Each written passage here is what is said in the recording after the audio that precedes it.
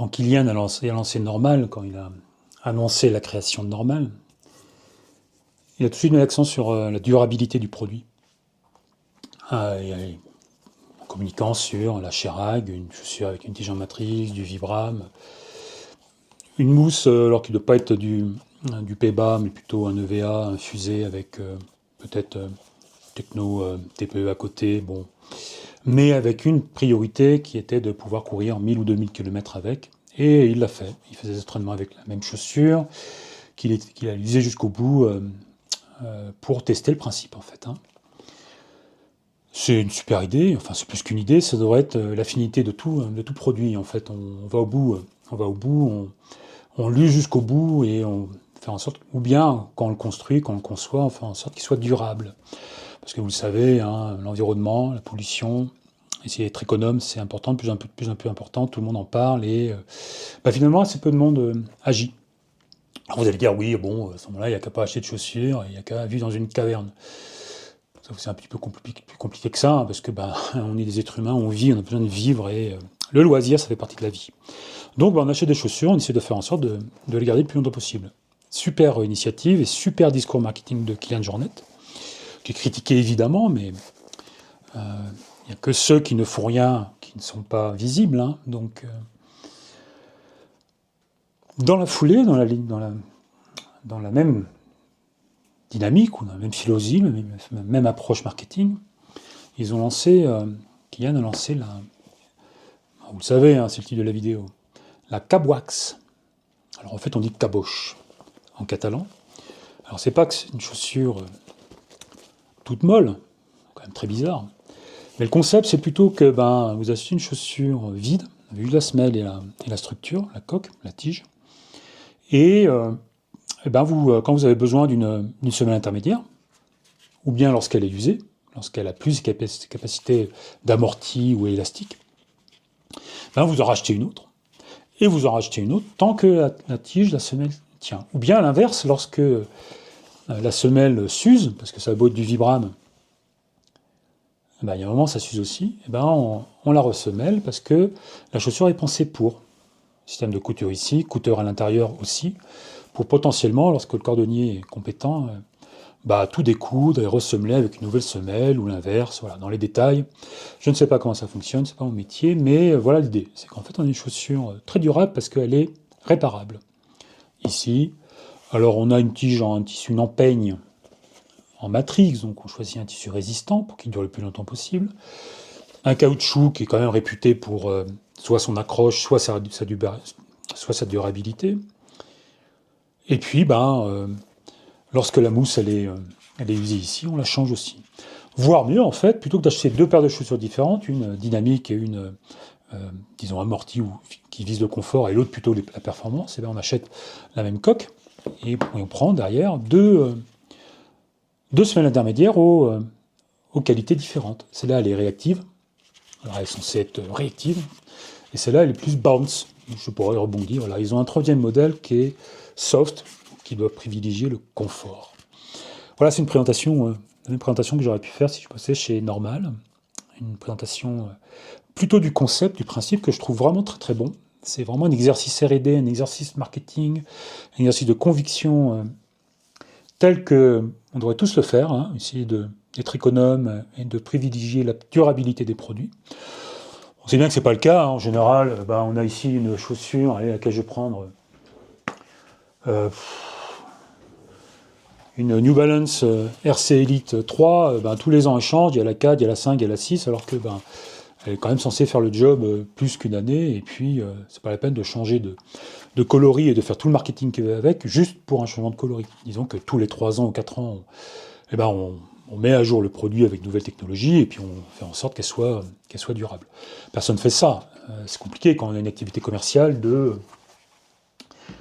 d'aller à l'encontre des intérêts économiques de la boîte, c'est-à-dire faire en sorte que les gens n'achètent pas beaucoup de produits, ou que les produits durent longtemps. C'est-à-dire qu'en fait, ils n'achètent pas beaucoup de produits, parce qu'on a juste à acheter ça, et puis ça, plutôt que d'acheter deux produits différents. Donc c'est quand même moins de boulot, moins de chiffre d'affaires.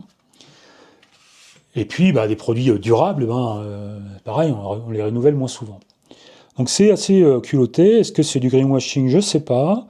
Je pense que Kylian est honnête, même si il vise un marché, disons, sexy ou qui peut séduire pas mal de monde, parce qu'on a tous envie d'être. En tout cas, on se responsabilise, en tout cas, on se responsabilise tous et on a envie de faire attention. Et quand même, ils ont lancé ce produit. Alors voilà, je vais vous présenter sur le terrain. Et puis je reviendrai vous en parler un peu plus, parce que la finalité quand même, c'est que ce soit un produit, une chaussure efficace et qu'on a plaisir à utiliser. Je vais vous montrer quand même comment ça fonctionne. On prend la chaussure, on prend une des semelles ici, qui est le matin quand on veut aller courir, soit faire une séance de fartlek ou de fractionné, on prend la réactive, qui est celle-là, ou bien si on veut un peu plus de rebondi sur la longue distance, et bien on prend la bounce. Il faut bien ouvrir, alors ça c'est un des problèmes, je ne vais pas vous le montrer sur le terrain, je le fais maintenant. Il faut très très bien ouvrir la chaussure, parce que ça prend de la place, et c'est censé être bien tenu dans la chaussure, donc il faut l'enfoncer vraiment au fond, jusqu'au bout en pliant la chaussure. Et c'est pas si simple.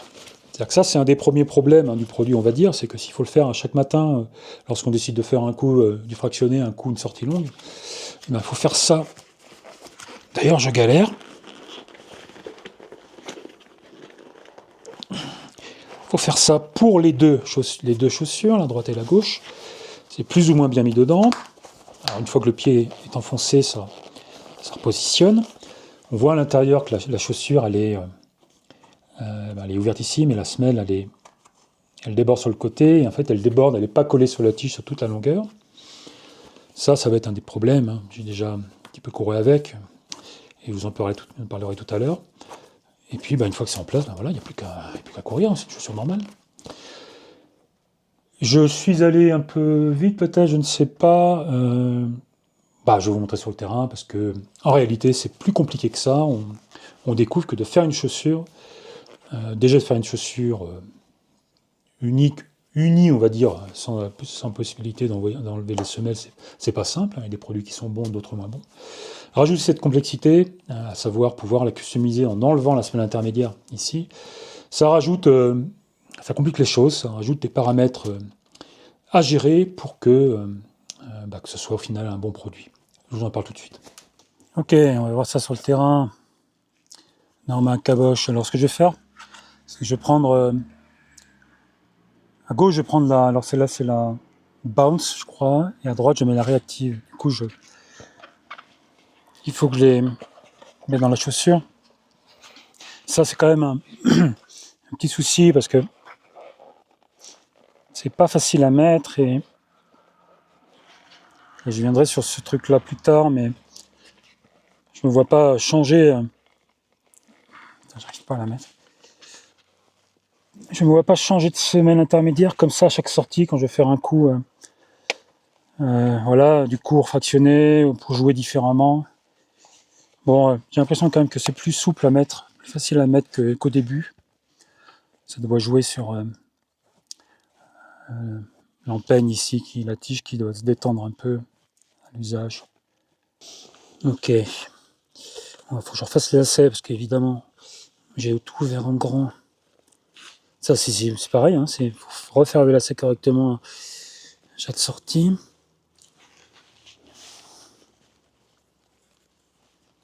C'est assez rigide, là c'est assez rigide, un petit peu texturé.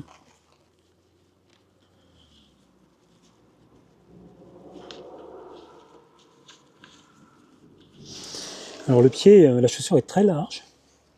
Étrangement ici c'est un peu juste, à la base des métatarses.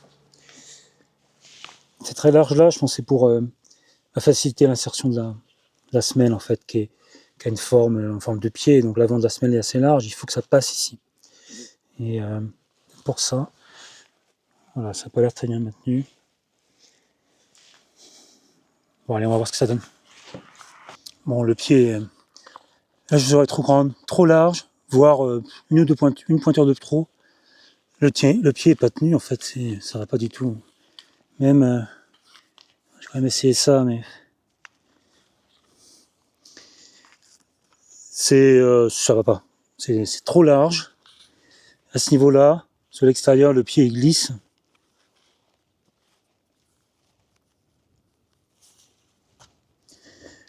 Ah, je vais me resserrer encore plus à l'avant, mais il y a un moment où un peu plus serré, quoi. Là, je serre vraiment beaucoup.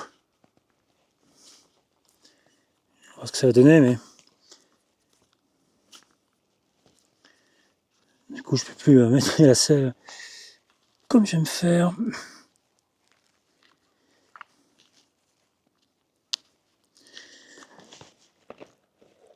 En fait, le pied il bouge à l'intérieur et quand on joue sur les côtés, on sent la base de la semelle intermédiaire qui glisse presque qui pince contre le pied. Ça glisse beaucoup sur l'arrière. Ouais, c'est pas une réussite, hein. Désolé Kylian, mais ça va pas. Le concept est top, mais la chaussure elle est pas finie. Oh là, je vois même là ici ça baille au niveau sous la malléole. Ça baille trop sous la malléole. En fait c'est un exercice de R&D. C'est un bon exercice de test produit, de R&D que d'autres marques n'ont pas fait. Et on peut féliciter Normal pour ça, mais non, ça va pas pour la course. C'est pas très confortable. En plus, j'ai pas l'impression de percevoir de différence entre les deux semelles. C'est pas flagrant du tout, hein. Ouais, je vais faire un petit débrief dans le studio. Je trouve que c'est un peu dommage. C'est un peu dommage parce que c'est une super idée, c'est un super concept. C'est important de pousser à la durabilité ou à faire en sorte que les gens, ou les sensibiliser en tout cas, à éviter de trop consommer. Surtout que potentiellement il y a des moyens pour y réussir et ça peut en faire partie une chaussure modulable où on peut changer la semelle intermédiaire qui aurait des caractéristiques différentes, le ressemblage. Mais pour moi, j'en ai déjà parlé en intro, c'est plutôt un exercice de R&D ou un exercice marketing. Ça peut permettre de gagner quelques prix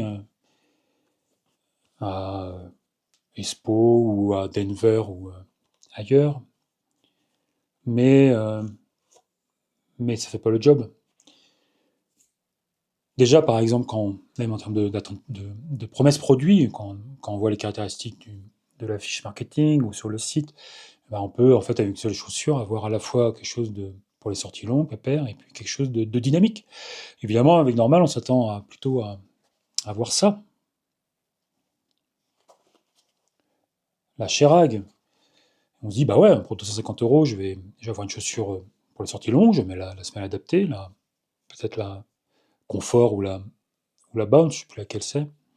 Et puis on change, on met la dynamique ou la Reactive et on a ça, mais ça peut pas fonctionner parce que il n'y a pas que la mousse intermédiaire qui fait les qualités dynamiques ou techniques d'une chaussure. Il y a la tige plus légère, les crampons, la finesse de l'empreinte au sol, la finesse du chausson. Et là, on a la même chose en fait.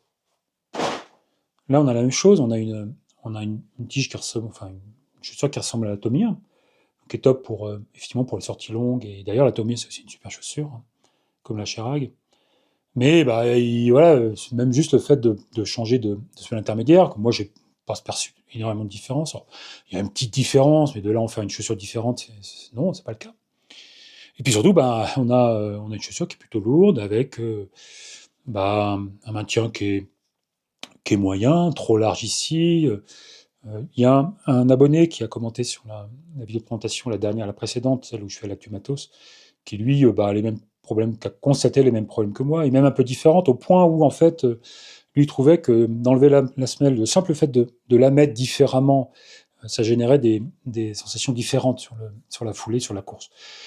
Donc c'est une chaussure qui marche pas, qui fonctionne pas et qu'on peut pas proposer, à mon avis, à la vente comme ça, sauf auprès des personnes qui sont totalement fans, ou bien à condition d'être au courant que c'est un proto, c'est un exercice de conviction, on va dire écologique, mais même plutôt de conviction, ouais, une sorte d'engagement sur le principe de la durabilité, du fait de pas trop dépenser. C'est un peu couillu, c'est bien. Voilà, je vais pas y aller par quatre chemins, c'est pas une chaussure qui fonctionne. Moi, je vais pas courir avec ça et je recommande pas vraiment de le faire. Surtout au prix où c'est proposé. Autant acheter allez, une Pegasus Trail qui est très satisfaisante, qui va coûter 100 € en sol, et puis une chaussure plus confort, plutôt pour les longues distances, qui pourrait être ouais, une Fat Speed ou ailleurs une Caldera, par exemple, chez Brooks, encore une fois en sol, pour avoir un bon résultat qui est, en termes budgétaires, qui est équivalent à ça, quoi. Voilà, je suis un peu déçu, bon, un peu triste, ou je me dis c'est dommage, parce qu'il y a plein de gens qui vont dire, bah, la prochaine fois où une marque va sortir ça, ou si normal fait une évolution de ça, ils vont dire, bah, ouais, ça marche pas, j'y crois pas. Peut-être à cause de cette vidéo, mais c'est pas à moi de faire de bons produits, on va dire. Allez, n'hésitez pas à vous abonner, mettez évidemment un commentaire si vous souhaitez, j'y répondrai, la chaussure elle reste là. Et puis, ben, à la prochaine. Allez, santé.